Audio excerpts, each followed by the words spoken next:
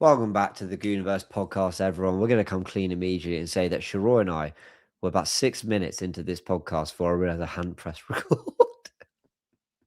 You know what the maddest thing is? Before we started this, I was talking about how my studio setup is a bit budget. Like, if you lot saw what's behind the camera right now, you would know how much of an amateur I am. Yeah.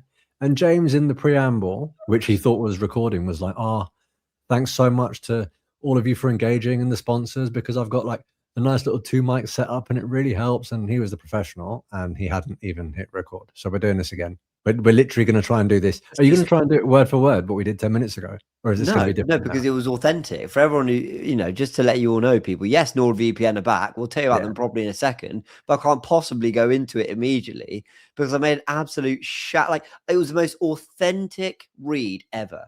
A read doesn't sound particularly authentic, but it was the most authentic delivery. Like, really hard. I'm going to try say it again because I genuinely mean every word.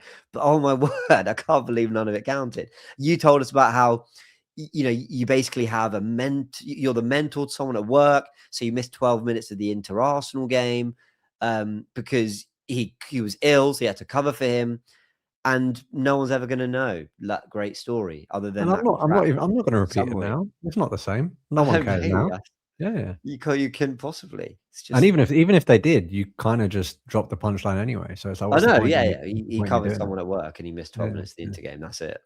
Fine. I mean, it's sort of like I've had it before when I'm recording a Goonerverse news video and I look over, I'm 4 or 5 minutes in, I look over, I'm like, oh my God, like it's not recording on the right thing or the audio is not plugged in or whatever. And actually, it's a really good way of training myself to not waffle. It's a good way of just being like, okay, we'll just get into it because I'm like almost tired of saying it again. Here we are, I'm 2 minutes in and I'm waffling. So, all right, everyone, we're going to say it as authentically as possible because we love them. NordVPN are back. You can see the link is there, nordvpn.com/the Goonerverse. You don't, or /Goonerverse, not the Goonerverse. It's there, it's written. Have a little look. What I said, and I genuinely mean, is firstly, what a great product it is. We use it. You want to open a world of content around the world, you can do that from where you are. You can surf the web from around the world using NordVPN for the price of a cup of coffee per month. That's the deal. It's very cheap. It's affordable, in my opinion. But if you're still not sure, you don't think it's quite right for you, that's fine. There's a 30-day money-back guarantee. And people like, I've said this so many times on previous podcasts. We wouldn't work with people we don't genuinely endorse ourselves. We use NordVPN. I use it all the time. I'm going away in a couple of months. I'll be using it. I was away in Italy last month. I used it. You can stream entertainment. You can stream sport. You can do what you like. And you can do it when you can open a world of content from where you are, or when you're away, you can access the content at home that you love. And if you are unsure with that 30-day money back guarantee, look, NordVPN are doing us a massive favor and helping us grow the channel and grow the content we want to do and bring in more resources and bring in more to improve everything we're doing. So even if you're a little bit unsure, just click on the link and have a look if you're interested, because I genuinely think, from everything I've mentioned on a content perspective to the public Wi-Fi safety, which I think is such a massive thing. You go to a cafe, you log on to public Wi-Fi and don't really know the potential hackers and risks that come with it. And a VPN, NordVPN will protect you from that stuff. So really, really recommend it. As always, I'll do the read, which actually in the first version of this I forgot to do. So there we go. Maybe it ended up being a good thing. But yeah, to get the best discount, to go to nordvpn.com/the Goonerverse. You get extra 4 months free on a 2-year plan, and there's no risk with the 30-day money back guarantee that we mentioned. The link is in the description of the podcast. A big thanks to Nord. As always, show them some love. Show them some love because they're showing us some love. There we go, Sheroy. Okay, we've got quite a bit to cover. To be fair. We are going to chat into Milan a bit because I just think it was such a good night. And I think it's at risk of being kind of washed away a little bit because it didn't have that much riding on it for us. So I definitely want to talk about Inter Milan. I definitely want to talk about Alvarez, who hasn't been, I wouldn't say linked. That's too far. But David Ornstein gave some somewhat interesting updates on Alvarez. And we should talk about whether he could be an option for us next summer. We'll talk about the Nwaneri loan and we'll look ahead to Manchester United. Where do you want to start? Do you want to start with Inter? Is that the place to start? Yeah, let's do it, man. And the reason I say that, bro, is because it was important largely because of what I think was a shift in perception after last week's Premier League results, right? I mean, look at the emotional roller coaster. You've got Manchester City getting pretty much drubbed by Manchester United. You've then got us dropping points. You've then got Declan Rice's expletive riddled outburst at the end of the match. What did you make of that? I didn't like the way that people jumped to the conclusion that he was talking about Arsenal when he said that, because there was no indication that he was. For someone who says effing shit every effing time, he could perhaps have been talking about the fact that the opposition weren't adventurous and were trying to frustrate us. There are lots of things that he could have been talking about. He could have talked about the penalty. He could easily have said, like, we've been done.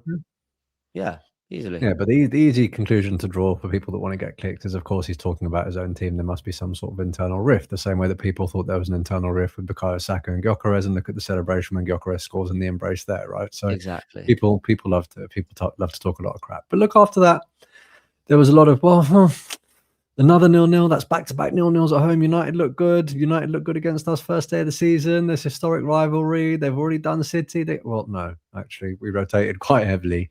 We went to a European giant. People may not think they're a European giant now, but mate, I'm 36 in a couple of months. Best believe Inter Milan are a European giant. They don't lose often at that gaff. They don't concede often at that gaff. They were top of that league, and there were some serious ballers on the pitch.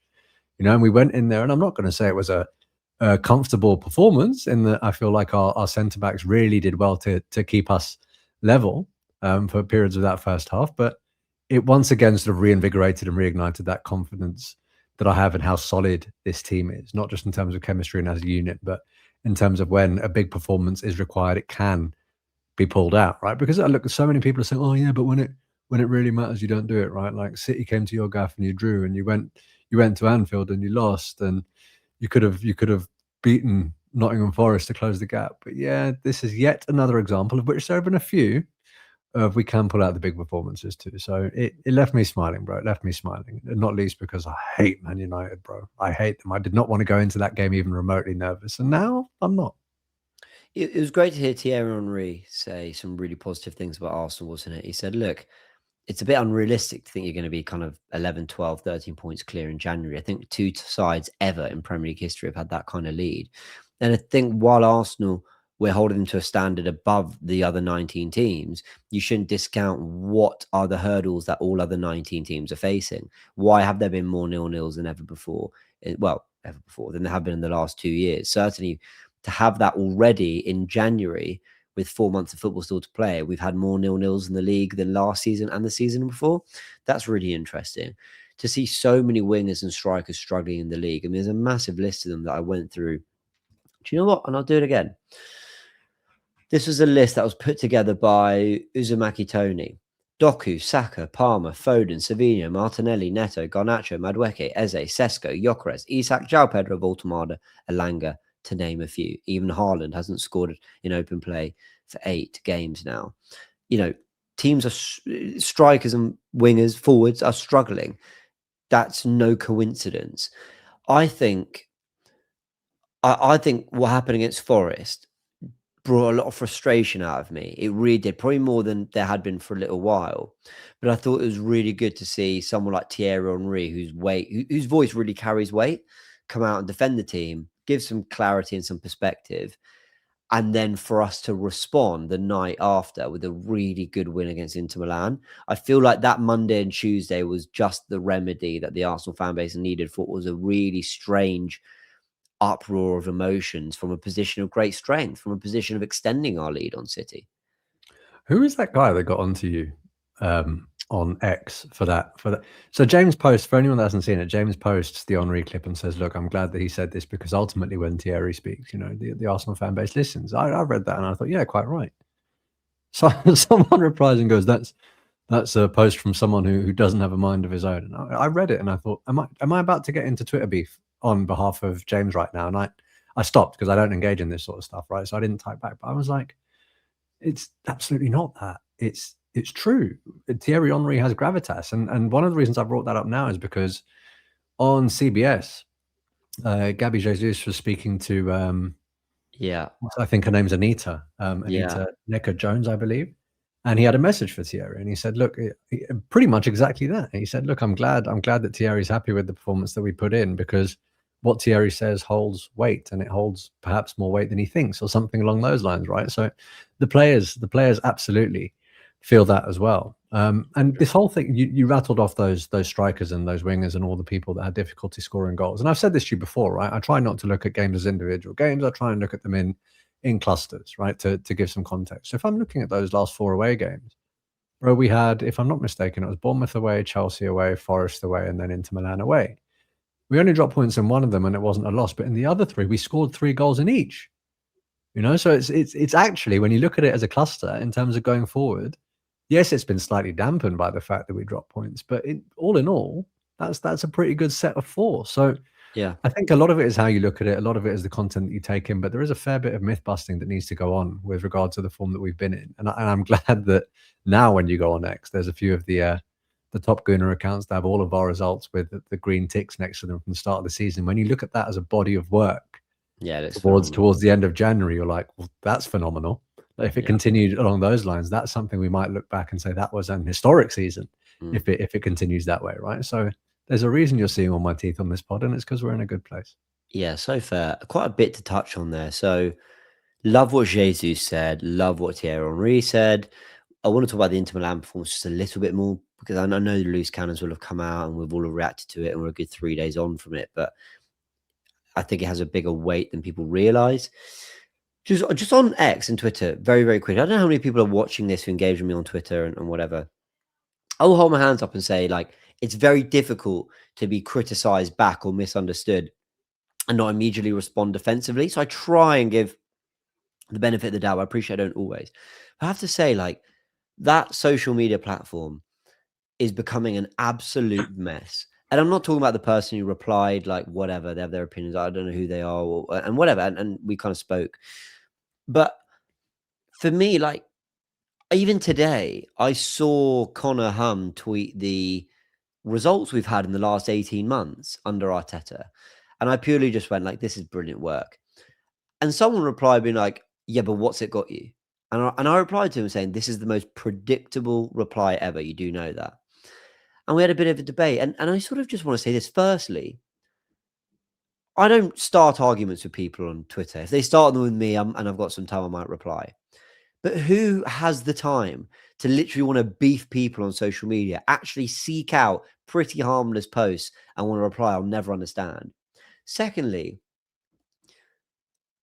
how miserable do you have to be to view everything through the lens of either negativity or actually, no, this is good, but if it didn't get you anywhere, then it doesn't matter.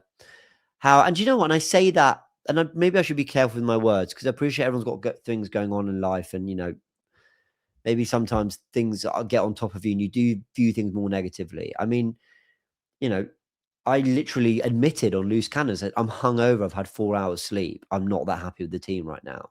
And then by Monday, I'm doing a video saying, guys, don't panic. Oh, I got this wrong. So I just feel that it's the way people want to talk about and want to have discussion around Arsenal.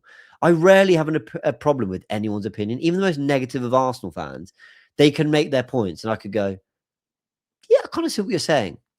It's the way people want to debate it that I'll never understand. Sure, like people just, I just don't get it. It's such a miserable platform, X. It really is. I did a really good 8 months in 2025 where I wasn't on it. I didn't post. I just retweeted some stuff. And then more recently, I was like, yeah, okay, let's start, you know, giving my thoughts a bit. And I don't really know why I bother. It was genuinely easier before. Sorry for that rant. I just felt like I had to go off on one. Yeah, and look, I don't expect it to end even if we do get over the line in one of the majors this year, by the way, because then there will be someone saying, yeah, but the league's not what it was, or you're still not at the heights that Liverpool and City were in their pomp, or you still didn't do the Champions League, it was only the Premier League, or it's only one trophy in God knows how many years. There will always be people like that, right? Spreading negativity is one of the new phenomena of the modern age. And that's why I think it is really important, because we do look... Ultimately, I do look at all of this stuff and I do take it in, and it may actually do more to my perception of certain things than I care to give it credit for. It might do, and that's why I make a conscious effort to try and detach myself and not look at things in isolation, which is why I brought up the last 4 games and the amount of goals that we scored in those games, right? Because it's a fact, and 2, it's a useful reminder for all of us that suffer not just from that level of sort of visceral crap online, but also suffer from what many people refer to as the Arsenal PTSD. that in actual fact, this is a very, very different season. And for all those people that want to sit here and say, yeah, but where has it got you? Ultimately, it's got us closer than your team is at the moment. And that's all I care about, right? Because it gives us the best chance at getting there at the end of the season. Also, this is going to sound a little bit weird.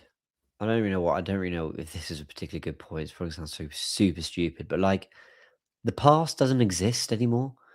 Like, you can do the whole, oh, where's it got you? Oh, what have you won?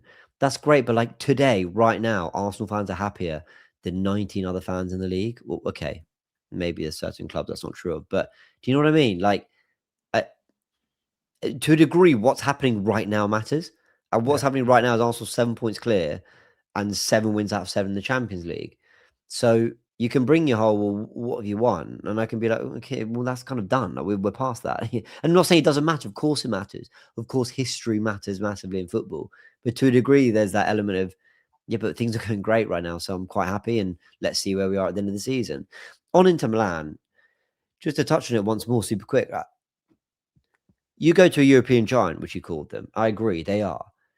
We talk so much about European heritage and just a know-how in certain competitions and in certain tournament states, game states. And Inter are largely one of those clubs. 2 finals in the last 3 years. Okay, they don't look like they'll probably get there this year, but they still got some good players.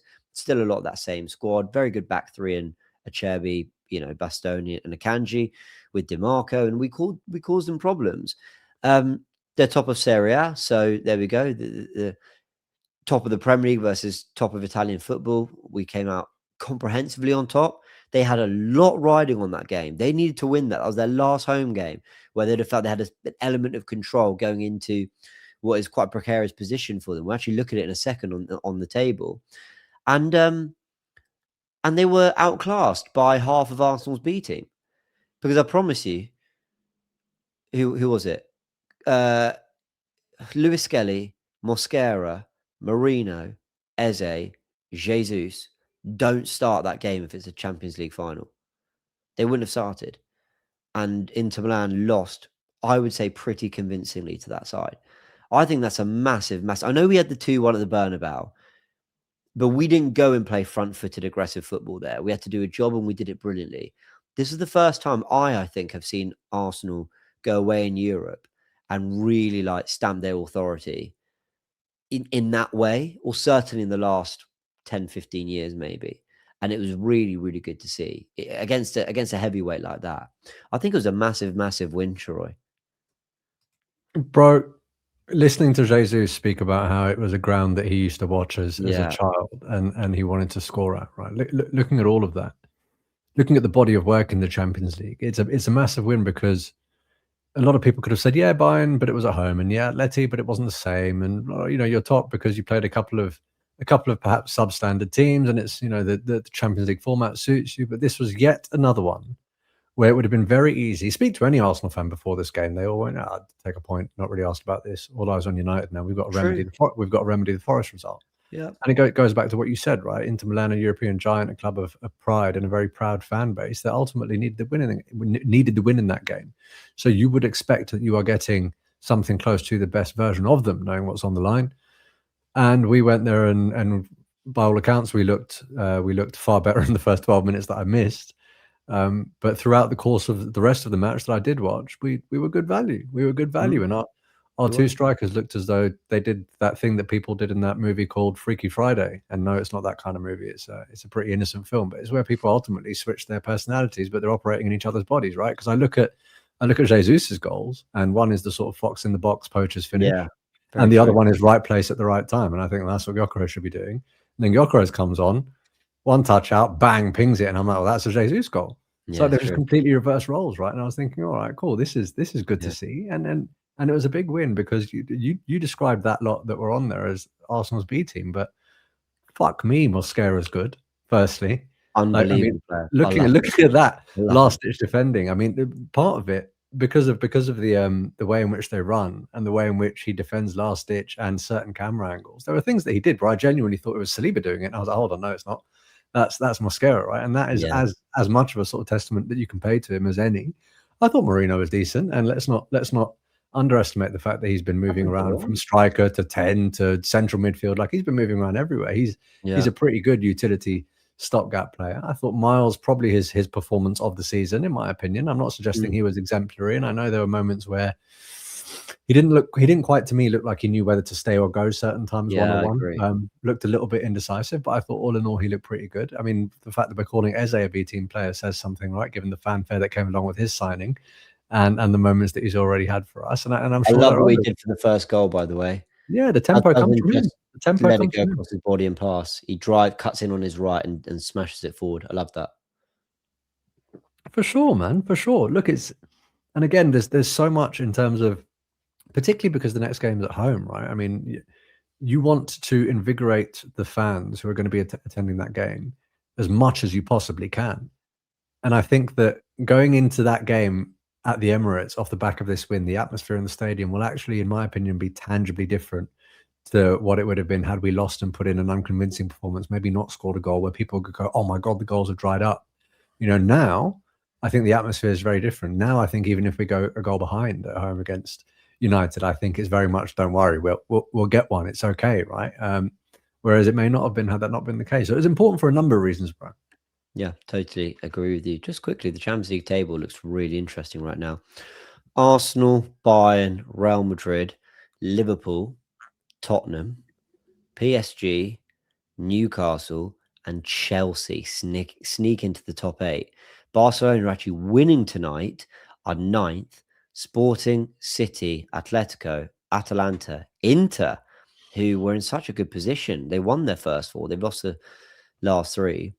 Juve, Dortmund, Galatasaray, and then other clubs. Napoli, not even in the top 24. Conte always struggles in Europe for whatever reason.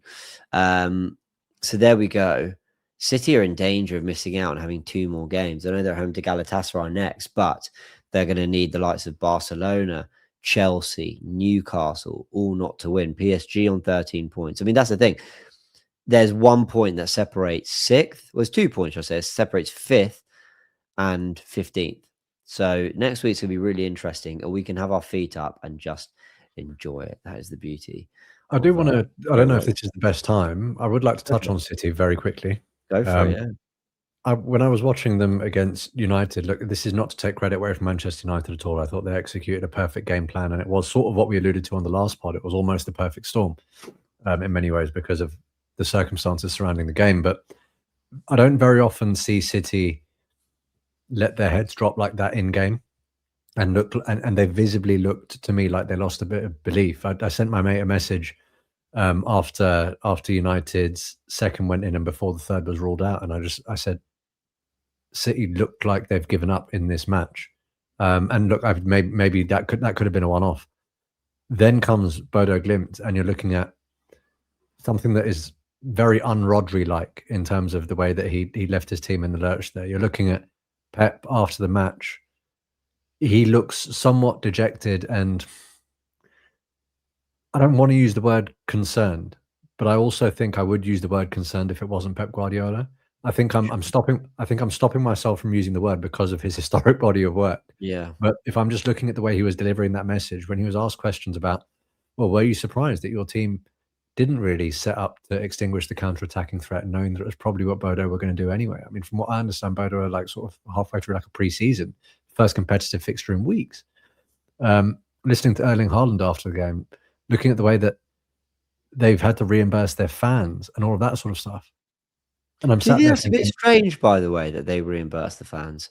Well, I think for many clubs, it would be perceived as over the top. Like, put it this way, Tottenham would not reimburse their fans if they lost to Bodo Glimt away, because it would be considered like, well, fine, they lost to Bodo Glimt. But because it's Man City, I understand the message they're trying to send and the standards that they're trying to cultivate by doing so.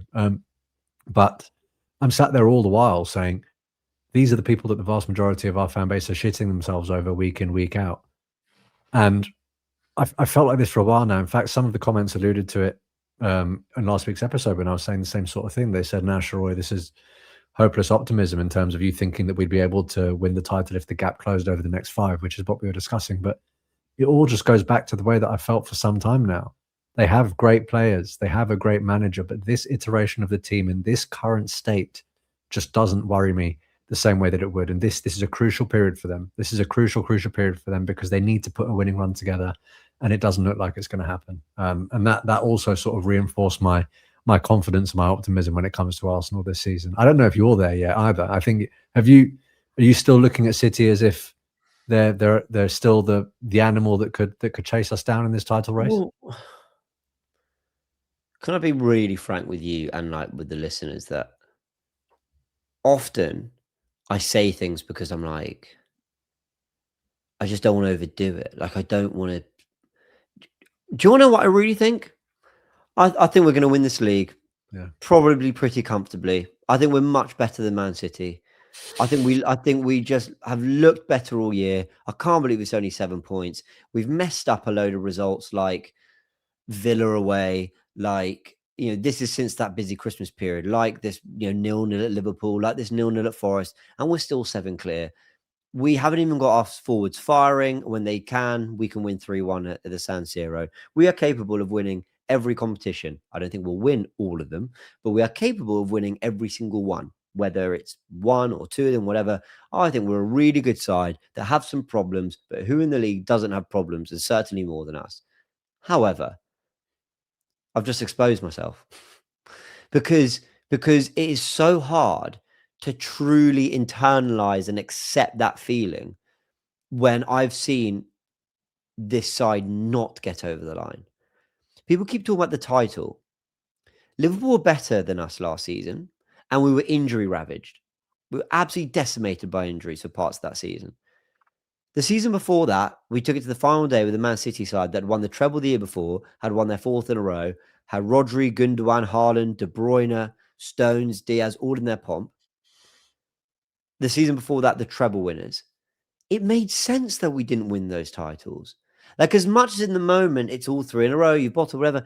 But when you look at the context, the cold hard facts of it, it was going to be very difficult to win any of those titles. Yet we've been competitive. Yet we've beaten Real Madrid 5-1 on aggregate. We've got to a semi-final of a Champions League. We have shown the world for 3-4 years now, take us seriously, we're a very good side.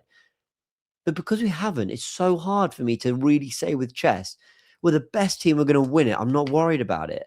Everything, every ounce of negativity I have toward a bad result or a stumble is purely a heartfelt thing. It's not my brain.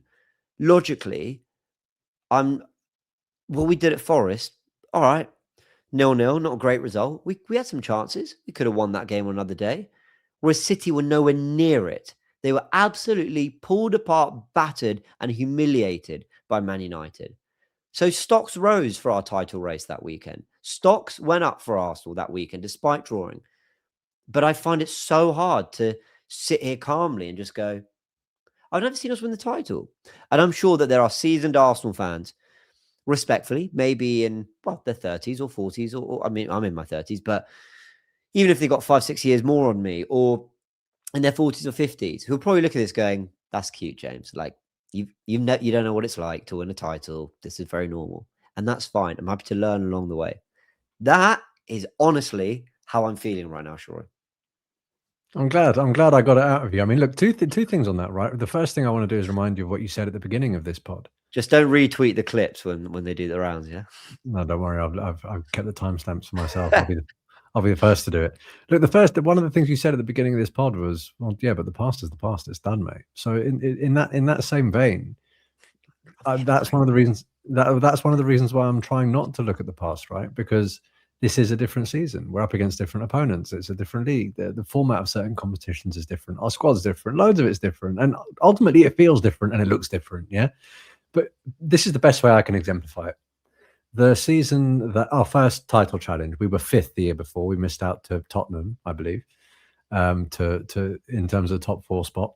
Yeah. We went into the run-in, bro. We went into that City game, no disrespect, with Rob Holding at centre-back. We weren't going to win the league. We weren't going to win the league, right? I know. Now we're choosing to start Mosquera. Exactly. Who's 21, by the way. That's 3rd-year uni, basically, bro, and he's putting in those performances. It's mad.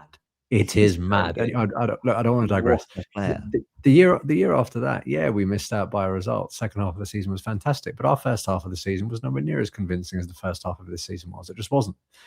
And as you say, last year we were completely torn apart by injury in every bloody position. It wasn't even clusters in certain areas. It was everywhere. It was a massacre, right? And even then, we got pretty far in the Champions League because we had a couple of players returning at crucial moments, but we did that without Gabriel too. Don't forget. So yeah, there's context to everything, and that's why I look at it. The second point, you know, what the way you were talking about reacting to games, and how it was perhaps, I think you said, look, it's not my head, it's my heart. I'd take it. I'd take that a little bit further. I'm looking at the games where I think I've reacted quite badly this year, by my standards. City, when we drew. Yeah. But I look at the way that City set up in that game, for example, right? But one of the reasons why I was so frustrated is because I felt as though we left something unsaid, and I felt we played within ourselves, and I thought the game was there for the taking. I felt the same at Anfield. I felt the same when Liverpool came to us. And then there was the frustration of the late goals and the games like Sunderland, the games like Villa away, all of those sorts of games. But the frustration there is not, oh my God, we're going to miss out on our Premier League because of that. The frustration there was, I know we're better than that. And it didn't take that much for that result to have shifted. In years gone by, it was a frustration with recruitment, or it was a frustration with ability, or it was a frustration with mindset. Sometimes it was a frustration with team selection or managers' tactics or whatever. But this year, it's ultimately been a frustration with, no, we're just better than that, and we should have won that game. And that's testament to how good we are again, because there isn't a single one of those games that I've gone, yeah, you know what, I didn't expect us to win that anyway. In all of those historic title challenges that we've just listed, if at any moment in that season, and I mean any moment, by the way, I mean even when we had our biggest leads in some of those seasons, if at any moment someone took me aside and said, all right, your closest family member, gun to their head right now, if you get this wrong, this gun goes off, who's winning the league? I would not have said Arsenal, heart of hearts. I would not. I would have gone, you know what, realistically, it's going to be this team, or it's going to be this team. But this year, you asked me that same damn question, I'm legitimately saying Arsenal. I know. Dark analogy, I know, but that's the best way that I could sum it up. Yeah, I like to say, you know, more like bet your savings or something like that. But sure, yeah. But no, you're right. Under immense pressure, the genuine answer is Arsenal, and I think this is the first year where it makes sense. It's probably the first time you're not really laughed out the room. It's probably the first time where even rivals go, "Yeah, you're probably doing it," and yeah, it's as much how good we are as how poor the chasing pack have been. You know, I think Villa have some issue with Emi Martinez potentially. He's not travelled for their game in the Europa League, and I think I've seen some Villa fans being like, "What's wrong with this guy again?" So they might have some issues. They just sold Daniel Marlon. City are refunding fans. By the way, I'm not saying that's right or wrong. I'm just surprised. Like that happens when it's like 6 or 7s, and you know, you're really humiliated. Bodo Glimt are a competitive side in the Champions League. I'm surprised they felt the need to refund that, but maybe it's to do with more the travel. I don't know. Yeah, City's problems, of course, give me more hope. Absolutely. You don't have to win the Premier League by hitting a points tally. You don't play a 39th, a 40th, a 41st, a 42nd game till someone gets to the magic 90. You're done at 38, and if you've got more points than everybody else, you will be champions. That is it. And that's what Arsenal are doing better than everyone else. They're showing more consistency, because while everyone laughs at the whole, I feel like you haven't really clicked. I feel like you're not really at your best right now. I'm like, yeah, we're probably not. But do you realize that our worst is better than everyone else? That's the point. On a bad day, we find a way past past Wolves, and we draw at a Sean Dyche side or to the champions. Like, and maybe I could do with remembering that more, if I'm honest. Let's talk transfers quickly. I think we will keep it quick. I don't know how the hell we're 33 minutes in already. Like, the time is fine. I see you looking at the time, you're thinking, oh, it's happened again. It's happened again. I'm used to it, bro. I'm used to it. I know. And while you're all here, people, have you downloaded NordVPN? Have you gone and clicked on the link, nordvpn.com/Goonerverse? Have you gone and given the 4 extra months on a 2-year plan a go, or just a 30-day trial with a money-back guarantee? Let us know. You're improving your content life, and you're supporting the channel massively if you do. So big thank you if you do. So I want to touch on Nwaneri, and I want to touch on Alvarez. Let's do it in 11 minutes. So we've got a good 15 minutes on United. Let's do it. And you know what? I'm going to just quickly fire at you my thoughts on both. Love the manager that Nwaneri is going to work under with De Zerbi at Marseille. Love the caliber of football and coaching and league he'll be a part of. Cool. Understand that it's probably the right thing for him. My cons are, I think we could have used him more this season. I think he is what someone brilliantly called him on X. He's an XG cheater. The low chance opportunities he scores from. I think he's the most natural sort of behind Erdegaard in that position. Whereas I think Eze, you saw we had to move him to left 8, move Marina to right 8 just to get that balance. By the way, would love to see that in the league. Would love to see Rice right 8 bombing up and down with Eze left 8. Maybe that's something we might see one day. And I just worry that if the squad remains bloated like this, Nwaneri might be waiting a few years to get that opportunity, and he might go on another loan next season, which isn't the worst thing. We saw what it did for Saliba; it was brilliant. But I grew up on Rosickis, Hlebs, Arshavins, Nazaris, Fabregas, Wilshires, Ramses, players who played in the pockets and were brilliant to watch. Cazorla, Özil, and it makes me love the Nwaneris, the Erdegaards, the Ezes of our squad because they've got that. I don't want Arteta to not platform those players properly while he's at Arsenal. And I fear that in 6 years of seeing him as Arsenal manager, he never really has. He likes one of them in the 10, sometimes 2 with a 6, but he never really wants to get the full-fledged flair into the team. That's on Nwaneri. I'll push to you. Yeah, I'll push to you, and then we'll talk Alvarez in a sec. That's all my thoughts in a nutshell on Nwaneri. Yeah, I think, you know what, in many ways for me it's almost a societal problem. I think with social media generally we have this thing for instant gratification and not really having much appreciation of the amount of work and the time and the journey it takes to actually get to where you want to be, particularly for young people.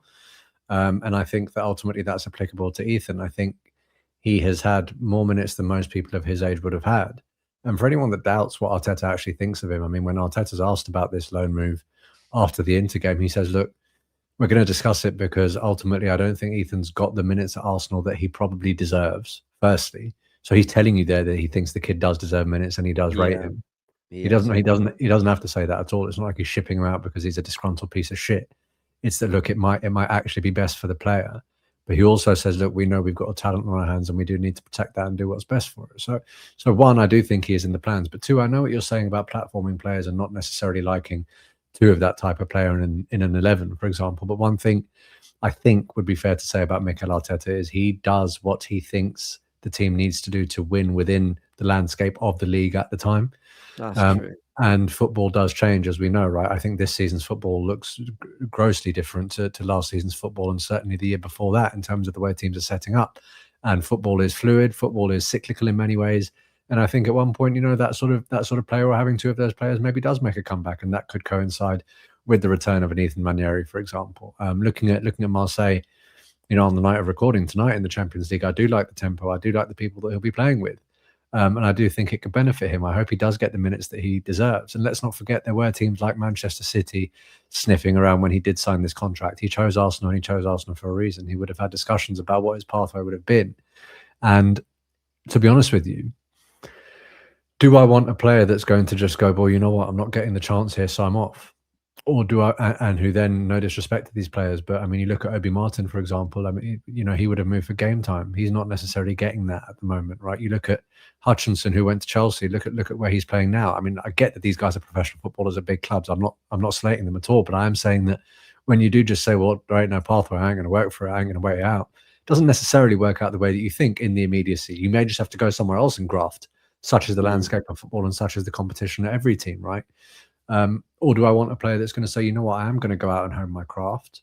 But I do also see the value in sitting here and learning from a Bukayo Saka, sitting here and seeing what the mentality of a Big Gabby is, sitting here and seeing how Timber comes back from injury, how Jesus comes back from injury, how Kai comes back from injury, sitting here and being part of a squad that has lost in a title race but has then gone and won. Do I want to be the guy that's learning from that at a very young age when I'm like a sponge and I'm meant to be improving? And then do I want to unleash that when I get into the first 11 in 2 or 3 years? That's the kind of player that I'd want in a couple of years, if I'm being honest, with that loan experience. So I think if this is executed properly, and the confidence that I have in the way that we're being run right now makes me think that it will be executed properly, I think this will be beneficial for all. Yeah, you touched on the players we'll be playing with. Now, obviously people with the caveat of there is a certain player who's got a lot of controversy surrounding him from a few years ago. Let's park that aside for a sec. 20 goals again this season, I think. 2 years in a row. Was that, sorry? 20 goals again this season, I think, for the second year running in that league. I think he's one of the highest scoring Englishmen to ever go to that league. Is he? Oh, okay. Yeah, he's on fire. He's on fire. So he'll be playing with the likes of Højbjerg. but you know, some good players like Pavard, like Geary, Aubameyang, you know, like he's still doing his thing, scoring goals there.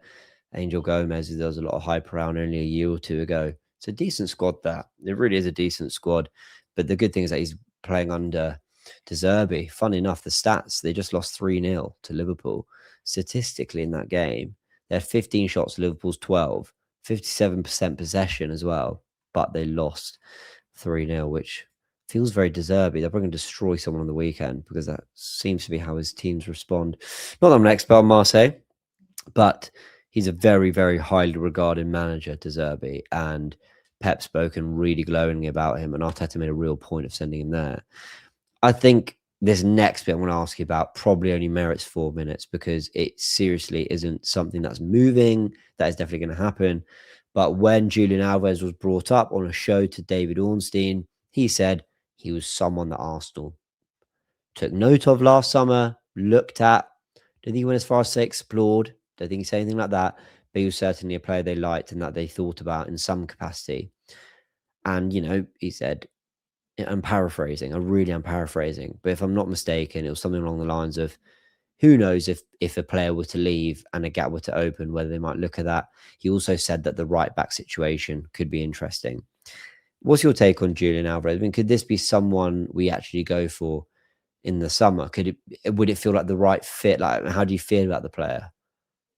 As soon as I saw him at City, I thought, whoa, this is a prospect, right? And then when he left, I was frustrated that we weren't in for him. And I do think that a lot of the fans may have reacted badly to us getting him because they would have gone, oh my God, City sloppy seconds again. But I think you do have to look past that because he's now gone abroad and he's got, you know how you very often bring up Phil Foden just slapping one in from outside of the box, for example. Alvarez has that in him. The boy's got to finish, but also he has all of the stuff that we complain about Gyökeres not having in terms of being able to link up and play the game. I think there are certain elements of his game with the link up and the intelligence that remind me of the best bits of Kai. There are certain bits about his close control and his ability to beat a man that reminds me of Gabby Jesus. And there are certain things about his power and his finishing that remind me of Gyökeres. So that's a long way of me saying, yes, I am interested in him. But I completely concede that we're not, if we do have the same 3 strikers on our books now, next season that we have now, I don't think we're going to buy a striker. But do I think that Gabby Jesus is going to be here next year? Look, I don't know what the second half of the season holds, but in all honesty, I don't think he is. I think he is maybe playing this season knowing that it's probably his last season at Arsenal. And if he goes, I think we're now in a position where we know that having 2 people that occupy that position probably isn't enough because 2 very, very quickly can become Mikel Merino starting up front again. And whether we're a team that's won the Premier League and won the Champions League or narrowly missed out on both, that's not a position you want to find yourself in. I think there's a world in which I know Gabby Jesus spoke about wanting to stay at Arsenal, wanting to sign a new contract. And look, it's going to be very difficult if he keeps playing the rest of the season like he did against Inter Milan. It's going to be difficult to think how much better is there on the market when we could just offer him a new deal. The problem is he's very highly paid already. Unless Arteta's convinced that he's really going to get more minutes than Havertz and Gyökeres, I don't think Arsenal will do it. So I don't think he is going to sign a new deal. Then the question is, well, is Havertz and Gyökeres enough? And the answer is probably not. You're banking on Havertz, who at best will have had 4 months fit in the last 18 months, and Gyökeres, who, let's call it as it is, up till now hasn't been great, though has had good moments, and I've defended him a lot. I think there'll be a temptation to go for a striker because I also think Martinelli will go. And I think if you lose Jesus, you lose Martinelli. Don't rule out Kai Havertz leaving. A lot of money he's on. I think there'll be a lot of interest in him. I think there's a potential he goes. I don't think he will. There's a potential. I think then naturally you see Eze move to the left. He can play there with Trossard. You've got your 2, maybe 3 strikers. If you add an Alvarez, you've got Saka Madueke with Darwin developing. And suddenly Nwaneri being part of the midfield makes a bit more sense because Eze's moved that way and Havertz will clearly stay up front and whatever. So that's just how I see that panning out. I want to say I'd love Julian Alvarez, but I'm saying this from a position of I've seen some great comps and highlights and some great goals at Atletico, and his numbers were great last year. I'd like to double check the numbers. I'd like to watch some full 90s because this summer, Gyökeres, I did more research than just the transfer mark stats, but did I watch any full 90s and really get to know the player? No. He looked good. He looked good against us, even though they got banged. He looked good against us. Oh, actually, that is the full 90 I watched, and he did look good, to be fair. So, yeah, probably held on to that a little bit too much. He's a good player, by the way, Gyökeres. He is. I mean, good goal the other day. He played well against Inter Milan, but yeah, so let's see.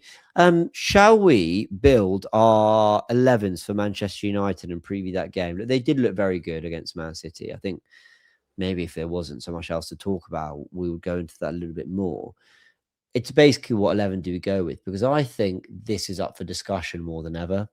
I think it is worth going position by position, What do you think before we've got roughly 15 minutes? I want to ask you this. What do you think their main threats are?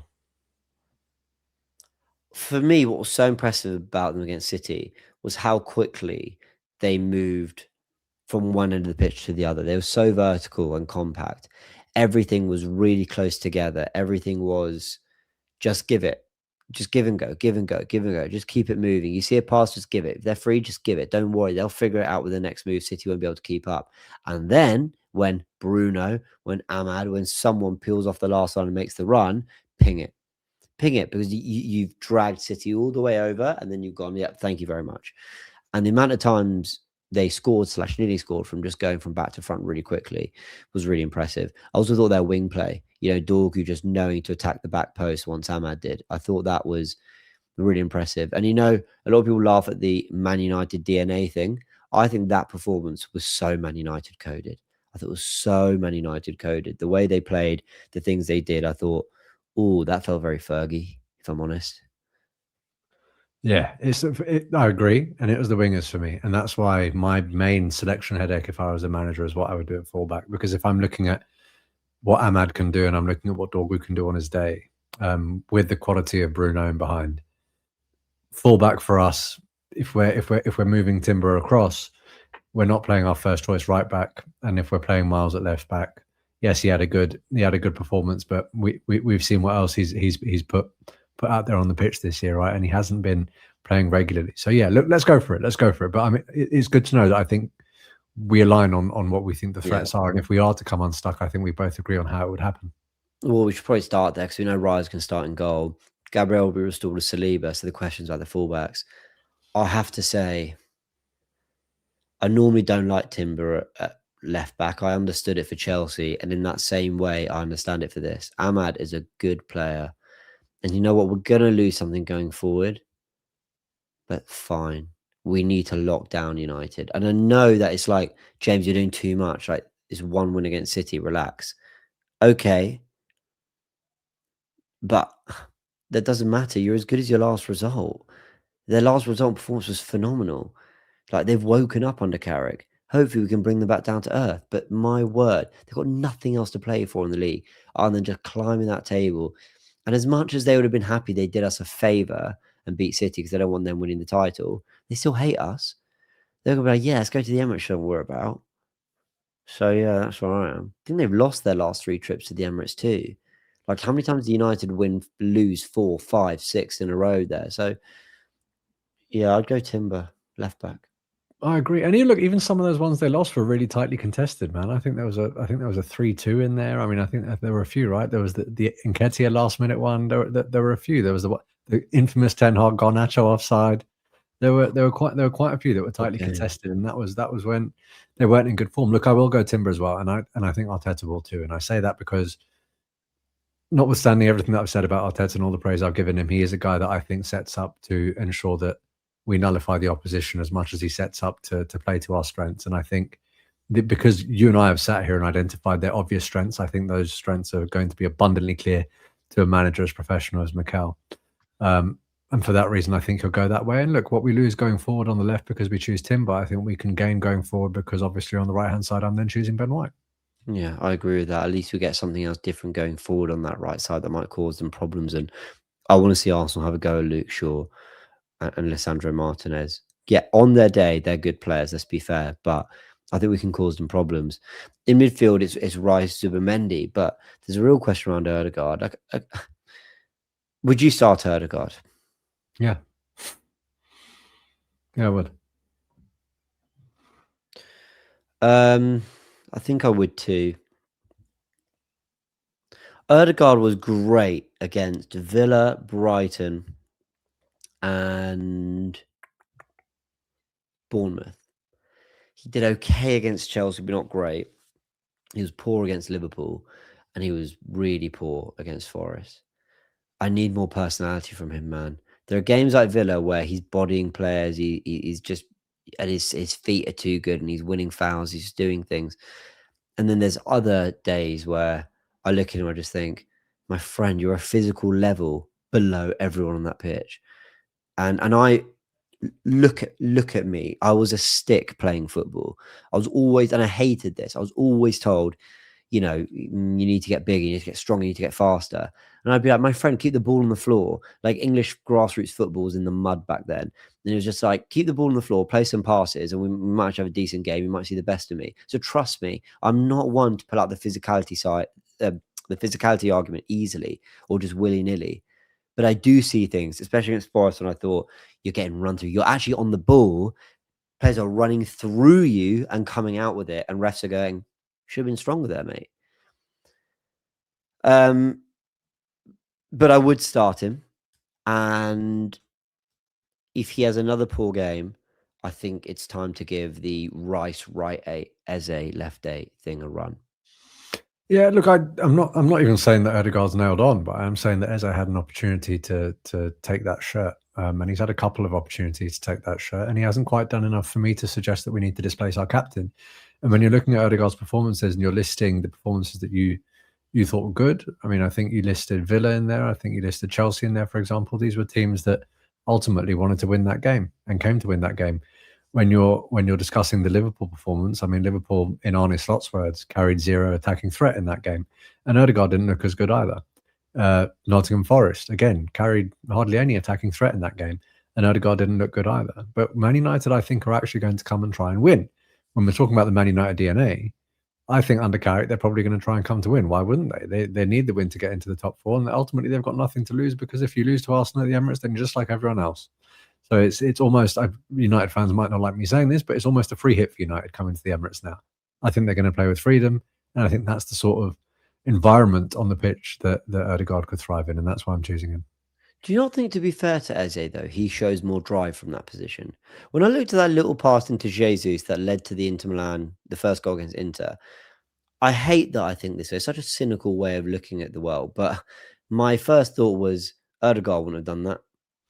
Ødegaard wouldn't. He'd have let it roll across his body and played it wide and kept it moving and asked the winger to do the hard work. Eze went, cool, I'm going to drop him. I'm going to go drop the shoulder, drag onto my right foot, go back the way the ball came, back the way that the crowded area is, and punch it where there are bodies, because that's where you're going to cause chaos. It's drive. It's a hunger to get to goal. It's a hunger to make something happen.